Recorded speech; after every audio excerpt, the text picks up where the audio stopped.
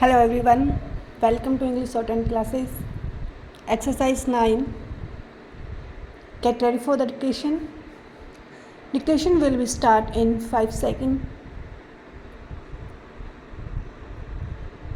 Start. Sir, at the very outset, I congratulate the Ministry of Steel and Mines for its efficient working. There has been in the past propaganda on behalf of the private sector that it alone can deliver the goods, it alone is affection, and that the public sector is notorious for mismanagement, for inefficiency, and for loss of production. Both the things have been exploited by the working of the public sector since the year 1981, and in streamlining the administration of the public undertakings, the Steel Ministry has played a key and crucial role. There has been a mismanagement in this company and its management was taken over.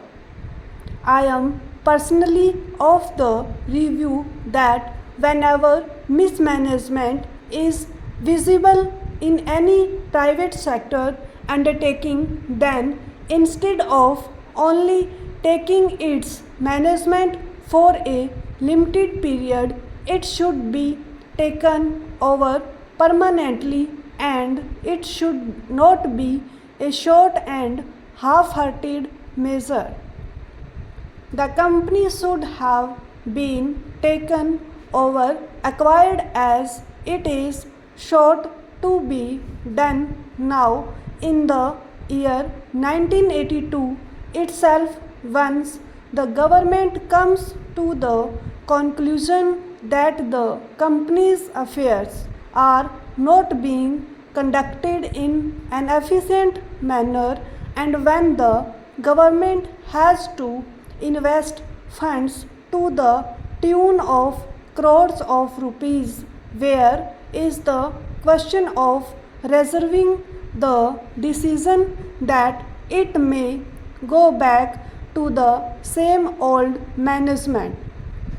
Now, the second thing is that there is a new strategy which is being resorted to by this private business.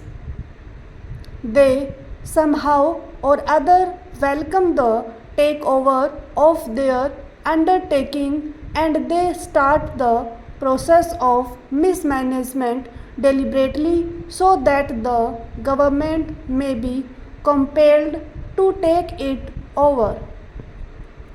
They do not invest any money in the renovation of the machinery, which ultimately becomes nothing but a junk, and they would have derived the maximum benefit out of their investment long time ago, and at the time when it is being taken over, nothing worthwhile is left in the undertaking. So it should be taken over at the earliest stage. We are now talking of commitment to the philosophy of the Constitution. The philosophy of the Constitution means that we are committed to the establishment of an egalitarian society where there would be not only political and legal justice, but there would be economic justice. If we want socialism, it should come in a proper and effective way. Stop.